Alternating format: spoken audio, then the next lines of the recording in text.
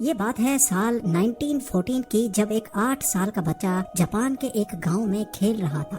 تبھی اس نے 4 پہیوں پر چلتی ایک مشین دیکھی۔ یہ فورڈ کا ماڈل ٹی تھا، جس کو دیکھ کر یہ بچہ بہت زیادہ حیران ہوا۔ یہی وہ دن تھا جب اس 8 سال کے بچے کو گاڑیوں اور میکینیکل پارٹ سے پہلی بار لگاؤ ہوا تھا۔ اس کا نام تھا سوچائرو ہونڈا، اور کس کو معلوم تھا کہ آنے والے وقت میں اس کا نام ہمیں ہر چھوٹی بڑی گاڑی پہ دیکھنے کو ملے گا۔ 1906 میں جاپان کے ماؤنٹ فوجی کے قریب ایک چھوٹے گاؤں میں سوچائرو ہونڈا کی پیدائش ہوئی تھی۔ ان کے والد لوہار ہونے کے ساتھ ساتھ پارٹ ٹائم میں سائیکل ریپیئر کا کام بھی کرتے تھے۔ ہونڈا کے 5 بہن بھائی پہلے ہی مختلف بیماریوں کی وجہ سے مر چکے تھے، لہٰذا اس کے ماں باپ کو اپنے اس بچے سے کافی امیدیں تھیں، لیکن اس کو پڑھائی سے تو کوئی لگاؤ نہیں تھا۔ البتہ اپنے باپ کے ساتھ سائیکل ریپیئر کرنے میں ہونڈا کو زیادہ دلچسپی تھی۔ جب وہ 16 سال کا ہوا تو اس نے نیوز پیپر میں جاب کا ایک ایڈ دیکھا۔ 8 شوکائی نامی ٹوکیو کے اس آٹو موبائل سروس اسٹیشن پہ ٹیکنیشینز چاہیے تھے۔ ہونڈا نے کمپنی کو جاب کے لیے لیٹر لکھا، اور خوش قسمتی تھی کہ وہاں سے پازیٹیو رپلائی بھی آ گیا۔ یہی وہ ٹائم تھا جب ہونڈا اپنا گھر اور اسکول چھوڑ کر کمانے کی آس لگائے ٹوکیو روانہ ہو گیا۔ ہونڈا کا خواب تو تب ٹوٹا جب وہ ٹوکیو میں 8 شوکائی پہنچ گیا تھا۔ کمپنی کے مالک نے ہونڈا سے صفائی ستھرائی کے کام کروانا شروع کر دیے، اور یہاں تک کہ اس کو بیبی سیٹنگ پر لگا دیا۔ ہونڈا بیچارہ کرتا تو کیا کرتا، ایک طرف وہ اپنا گھر اور ماں باپ کو چھوڑ کر نکلا تھا، تو دوسری طرف اس سے فالتو کام لیے جا رہے تھے۔ اس کو واپس اپنے گاؤں جانے میں شرم آ رہی تھی، کیونکہ وہ اپنے پیرنٹس کو فیس کرنے کی ہمت نہیں کر پا رہا تھا۔ یہی وجہ تھی کہ اگلے کئی مہینوں تک وہ وہیں آڈ جابز کرنے پر مجبور رہا۔ کچھ ہی مہینوں کے بعد 8 شوکائی کے مالک نے ہونڈا سے ورک شاپ کے کام بھی لینا شروع کر دیے۔ ہونڈا کو اس کام میں شروع سے بہت انٹرسٹ تھا، اسی لیے وہ چیزوں کو آسانی سے سمجھ جاتا تھا۔ چند مہینوں میں وہ ہر طرح کی گاڑی اور ان کے پارٹس کے بارے میں کافی کچھ جان چکا تھا۔ اس دوران 8 شوکائی نے 2 اسپورٹس کار بھی بنائی، جس میں پہلی گاڑی 8 ڈیملر تھی اور دوسری کرٹس۔ یہ دونوں گاڑیاں یوزڈ انجنز کو استعمال کر کے بنائی گئی تھیں، جنہوں نے جاپنیز موٹر کار چیمپئن شپ 1924 میں پہلی پوزیشن بھی حاصل کی۔ ہونڈا ابھی تک ایک اچھا میکینک تھا، لیکن اس ریس میں وہ ڈرائیور کے ساتھ انجینئر کے طور پہ بیٹھا تھا۔ یہی وہ ایونٹ تھا جس کے بعد سوچائرو ہونڈا نے موٹر اسپورٹس کو اپنا ریلیجن بنا لیا۔ اگلے کئی سالوں تک وہ 8 شوکائی میں ہی جاب کرتا رہا اور اپنے ایکسپیرینس کو بڑھاتا بھی رہا۔ 1928 میں 22 سال کی ایج میں اس کے مالک نے اپنی ایک اور برانچ کھولنے کا فیصلہ کیا۔ یہ برانچ ہماماتسو شہر میں ہونا تھی، جس کو چلانے کے لیے مالک نے ہونڈا کو ذمہ داری دے کر وہاں بھیج دیا۔ ہونڈا نے 8 شوکائی کی اس نئی برانچ کو ایک ورکر سے شروع کیا تھا، اور صرف 2 ہی سالوں میں 30 ورکرز تک پہنچا دیا۔ وہ اب ایک بریلینٹ میکینک اور ریسنگ ڈرائیور بھی بن چکا تھا۔ اس نے اپنی مہارت کا فائدہ اٹھاتے ہوئے اپنے مالک کے لیے ایک اسپورٹس کار ڈیزائن کی۔ یہ گاڑی 120 کلومیٹر پر آور کی اسپیڈ سے چل سکتی تھی، جس نے پرانے سارے ریکارڈ توڑ دیے تھے۔ یہ ریکارڈ اگلے 20 سالوں تک جاپان کا ہائیسٹ ریکارڈ بنا رہا۔ 8 شوکائی کے مالک کے دل میں ہونڈا کی اہمیت مزید بڑھ چکی تھی۔ وہ اپنا خود کا ورک شاپ کھولنا چاہتا تھا، لیکن شاید قسمت کو یہ منظور نہیں تھا۔ 1936 میں ریسنگ کے دوران ہونڈا کا ایک ہولناک حادثہ ہو گیا۔ اس ایکسیڈنٹ میں اس کی جان تو بچ گئی، لیکن اس کا لیفٹ بازو فریکچر ہو گیا، شولڈر ڈس لوکیٹ ہو گیا، اور چہرے پر کئی زخم آ چکے تھے۔ اس کو اپنی زندگی یہیں ختم ہوتے دکھائی دے رہی تھی۔ نہ وہ میکینک کا کام کر سکتا تھا اور نہ ہی ریسنگ میں حصہ لے سکتا تھا۔ کئی مہینوں کے بعد وہ جب دوبارہ ٹھیک ہوا تو اس نے 8 شوکائی کے مالک سے ریکویسٹ کی کہ وہ اب یہ ریپیئرنگ کا کام نہیں کر سکتا، بلکہ اس نے آئیڈیا پیش کیا کہ کیوں نہ وہ اب اسپیئر پارٹس بنانے کے لیے ایک الگ کمپنی شروع کرے۔ 8 شوکائی کے اسٹیک ہولڈرز نے ہونڈا کا یہ آئیڈیا فوراً ریجیکٹ کر دیا۔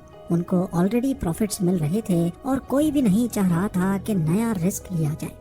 اسی پر ہونڈا نے ڈیسائیڈ کیا کہ پارٹس مینوفیکچرنگ کی کمپنی وہ اکیلے ہی کھولے گا۔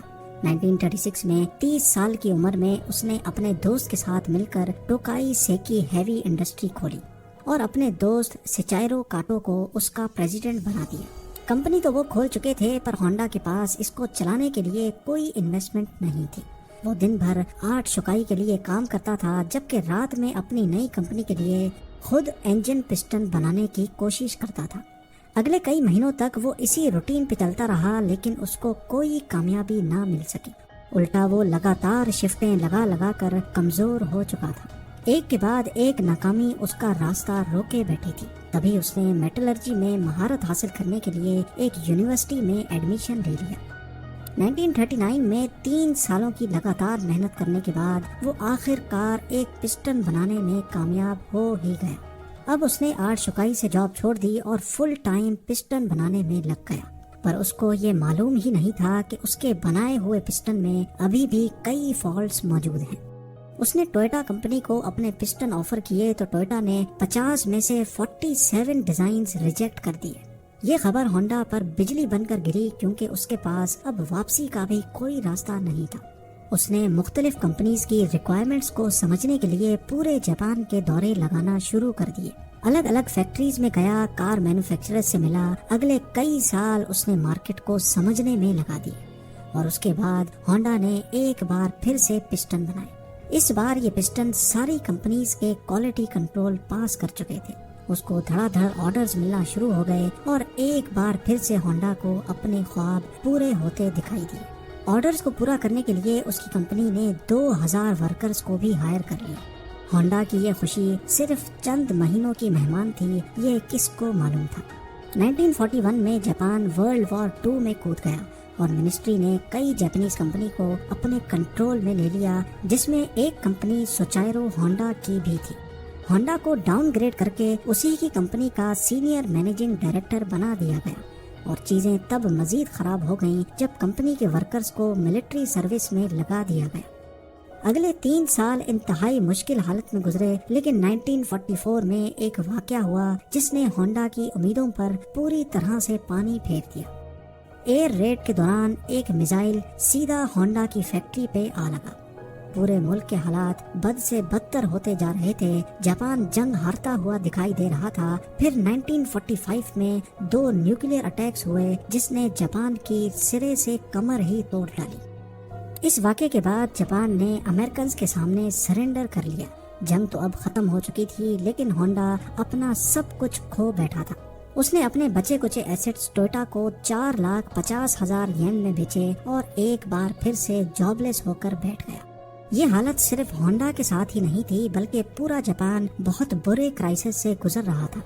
اکنامی میلٹ ہو رہی تھی، کھانا پانی کی شدید قلت اور مہنگائی نے سب کی کمر توڑ رکھی تھی۔ پبلک ٹرانسپورٹ کا ملنا انتہائی مشکل تھا، کیونکہ جاپان میں پیٹرول بھی نایاب ہو چکا تھا۔ اسی دوران ہونڈا کو جاپانیز امپیریل آرمی کا ایک چھوٹا انجن ملا، جس سے وہ وائرلیس ریڈیو چلایا کرتے تھے۔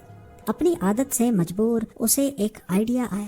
اس نے سوچا کہ کیوں نہ اس انجن کو ایک سائیکل میں لگا کر اپنی ٹرانسپورٹ کا مسئلہ حل کیا جائے۔ اس سے ٹرانسپورٹ آسان بھی ہو جائے گی اور سستی بھی پڑے گی۔ کیونکہ اس دور میں لوگ پہلے ہی مہنگائی سے بہت پریشان تھے، تو جب انہوں نے یہی انجن ایک سائیکل پہ لگا دیکھا تو سب کو یہ آئیڈیا بہت اچھا لگا۔ چند یوزڈ انجنز تو ہونڈا کو مل گئے، لیکن لوگوں کی ڈیمانڈ اتنی زیادہ تھی کہ اب ہونڈا نے خود کا نیا انجن ڈیزائن کر لیا۔ یہ ہسٹری میں پہلی بار تھا کہ کسی مشین پر ہونڈا کا لوگو دیکھا گیا۔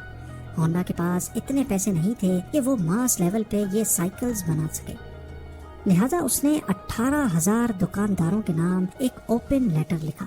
لوگوں کو ہونڈا پہ اتنا بھروسہ تھا کہ 3,000 دکانداروں نے اس کو پازیٹیو رپلائی دیا اور پیسے بھی ایڈوانس میں دے دیے۔ اگلے 3 سالوں میں ہونڈا نے ایک ایسی موٹر سائیکل بنائی جو مارکیٹ کی ریکوائرمنٹ کے عین مطابق تھی۔ یہ سپر کب کے نام سے لانچ کی گئی، جس نے آتے ہی مارکیٹ میں دھوم مچا دی۔ یہ ماڈل اتنا کامیاب ہوا کہ 1958 میں اس نے امریکہ کی اپنی ٹرائمف اور ہارلے ڈیوڈسن کی سیلز کو بھی پیچھے چھوڑ دیا۔ کیونکہ ہونڈا کو ریسنگ کا بہت شوق تو تھا ہی، اسی لیے اس نے اب اسپورٹس بائک بنانے کا فیصلہ کیا۔ وہ مختلف بائک ریسز میں جاتا اور جیتنے والی بائکس کے خاص فیچرز نوٹ ڈاؤن کرتا جاتا۔ اس دور میں ایسے اسپورٹس کمپٹیشن ریس سے بڑھ کر مینوفیکچرنگ کمپنیز کے لیے مارکیٹنگ کا ٹول ہوا کرتے تھے۔ چند سالوں میں ہونڈا کی پہلی اسپورٹس بائک لانچ کی گئی، جس نے 1962 انٹرنیشنل ریسنگ کمپٹیشن میں پہلی پوزیشن حاصل کی۔ اس ریس نے ہونڈا کا نام پوری دنیا میں فیمس کر دیا۔ 1960s میں ہونڈا دنیا کی سب سے بڑی موٹر سائیکل مینوفیکچرنگ کمپنی بن چکی تھی اور 1968 تک یہ 1 کروڑ یونٹس سیل کر چکے تھے۔ اپنی زندگی کے 62 ایئرز گزارنے کے بعد آخر کار سوچائرو ہونڈا کو کامیابی تو مل چکی تھی، لیکن جو خواب وہ بچپن سے ہی لیے بیٹھا تھا وہ ابھی تک پورا نہیں ہو پایا تھا۔ ہونڈا اب کار مینوفیکچرنگ کی طرف بھی جانا چاہتا تھا۔ کئی لوگوں نے ان کو ایسا کرنے سے منع بھی کیا، لیکن انہوں نے کسی کی ایک نہ سنی۔ اس وقت جاپان میں آلریڈی ٹویوٹا اور نسان جیسی کمپنیز اپنا بزنس جمائے بیٹھی تھی۔ وہاں مارکیٹ میں اپنی نئی جگہ بنانا کافی مشکل تھا۔ ہونڈا نے اپنی پہلی پک اپ ٹرک T360 لانچ کی جو کہ فیل ہو گئی۔ اس کے بعد اسپورٹس کار S500 لانچ کی جس کے صرف 1300 یونٹس ہی بک پائے۔ کئی سالوں کی محنت اور کئی درجن ڈیزائنز ریجیکٹ ہونے کے بعد فائنلی 1972 میں ہونڈا سیوک لانچ کی گئی۔ یہ وہ گاڑی ہے جس کے نئے ماڈلز آج تک پوری دنیا میں فیمس ہیں۔ 1980s میں ہونڈا موٹرز جاپان کی تیسری بڑی مینوفیکچرنگ کمپنی تھی اور صرف 10 سالوں میں ہی یہ دنیا کی تیسری بڑی ہو گئی۔